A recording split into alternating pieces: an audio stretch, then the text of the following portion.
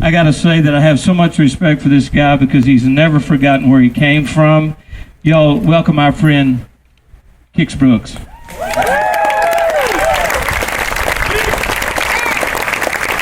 And there's no telling what's about to happen.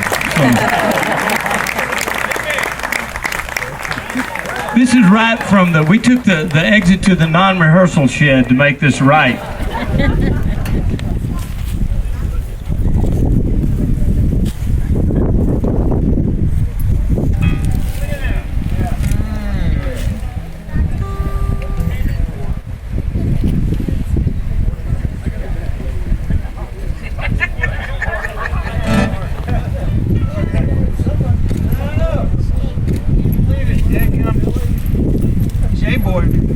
Giving me a hard time about banging on the guitar too hard.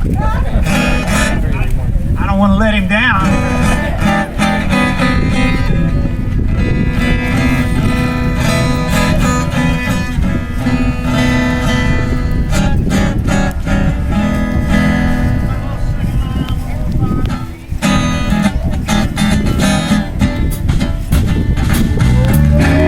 Totally impromptu.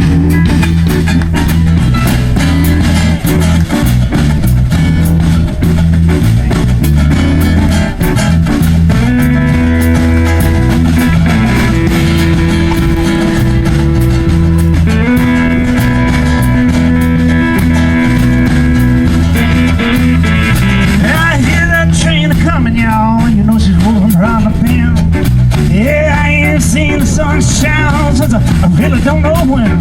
Yeah, I'm stuck in Folsom Prison. Time keeps dragging on,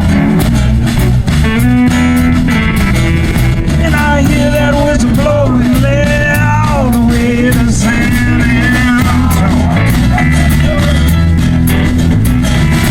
Yeah, I was just a baby. No, my mama, she told me, son, she said I'll always be that good boy. Don't you never play with guns. When I shot this Boomerino, yeah. Lordy, just watch him die. And I hear that whistle blowing, yeah. Got to hang my head down.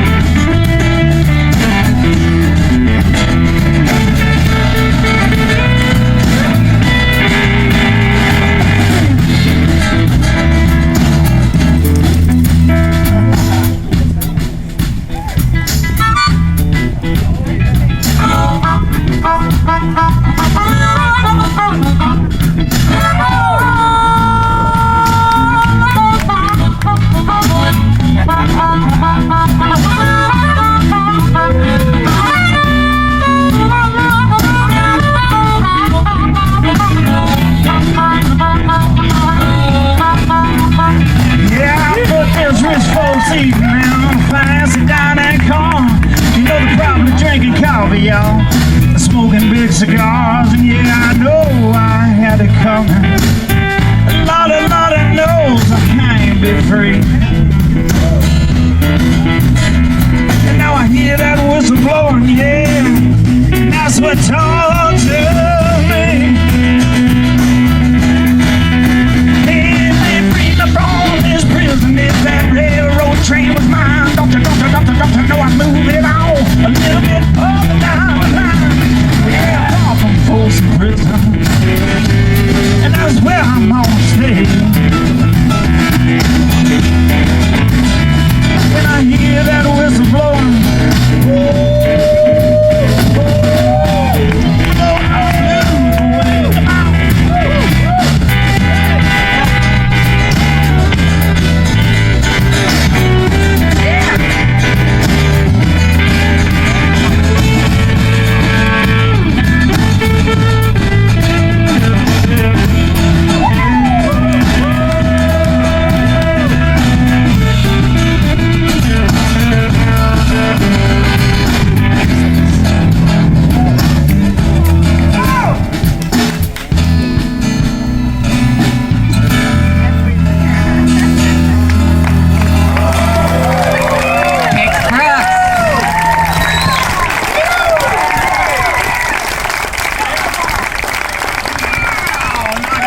cobwebs. Thank you.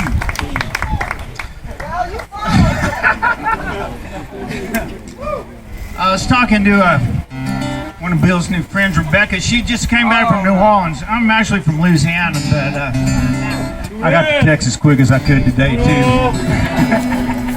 I said, how was it? She goes, well, pretty cool once I got away from the touristy stuff. And I know, right? Before I went to Nashville, my last run in New Orleans was 72 nights in a row at this place called the Old Absence House. I don't know if y'all ever been there, but when I walked in this place, it was like you could smell 300 years of pirate stories in this place. It had like 16-inch wide cypress planks on the floor. The walls are all brown and had this big brass. The mirror, all the silver's falling off the back of it. It's been there so long. I'd have paid money to play in this place.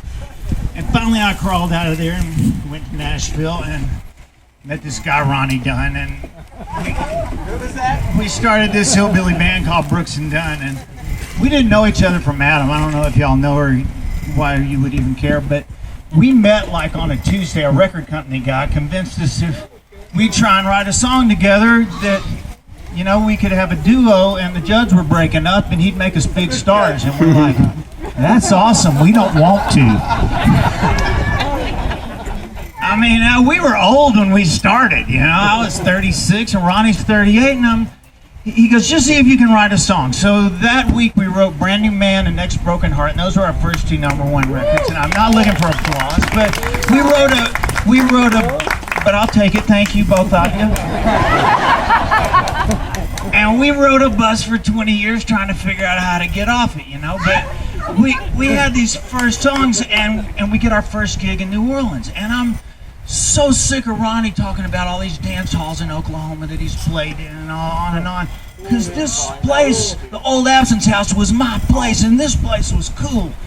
And we get our first gig, and we had a day off, and I can't wait to show it to him. I drag him down to Bourbon Street, and we turn the corner, and there it was, right where I remember, and I just get this big smile on my face. My heart is full, and we turn the corner, and my favorite place in the world is now this god-awful spring break nightmare.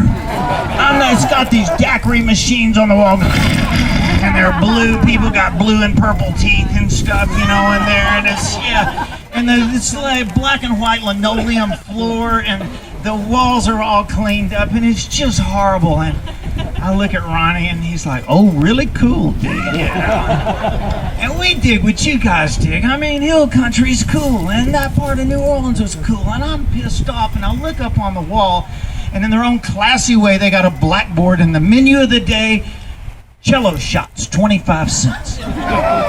So some of you have done Jello shots. Well, see, I never had, so I order a dozen of these things. And if you hadn't, they come in these gross little paper cup things, and and there's nothing dignified about a Jello shot. And we slurp these things down, and I can't feel anything. And I look at Ronnie, I go, "You got anything going?" He goes, "0." I go, "Let me have another dozen of those things." So we slurped down another dozen.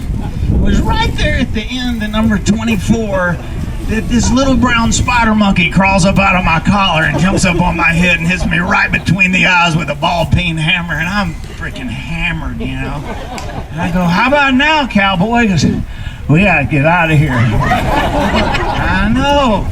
And we walk out on Bourbon Street, and I look down and I remember that my favorite Dixieland jazz club's about 2 blocks down, and I can see people trying to get out and trying to get in, and this is gonna save the New Orleans experience for us, And we go staggering down there, and I look inside, swear to God, as fate would have it, my favorite Dixieland jazz club is now a country karaoke bar.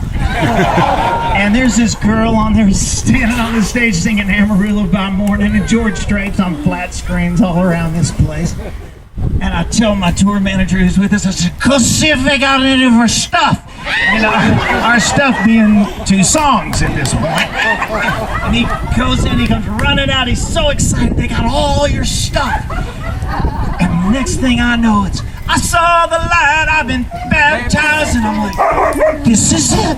This is the moment you dream about when you're learning to tune your guitar. And we go pushing through this packed house crowd, and we just shut that dog up.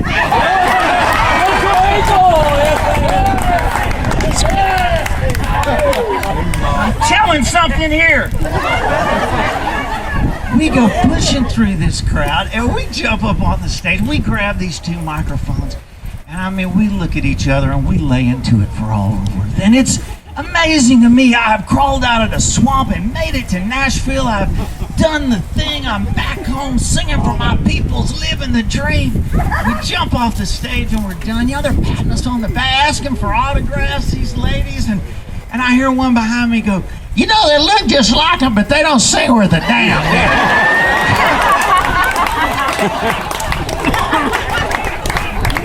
Now, see, I thought we had a thing here. Now, y'all laughing like that kind of hurts my feelings. Anyway, Ronnie was born in Coleman, and we were kind of on the same latitude, you know, and I said, dude, we ain't gonna make it running like this. And we got to dig a little deeper in the well here and write something that matters. So anyway, our common ground, not to make a pun, we wrote this song about a red dirt road.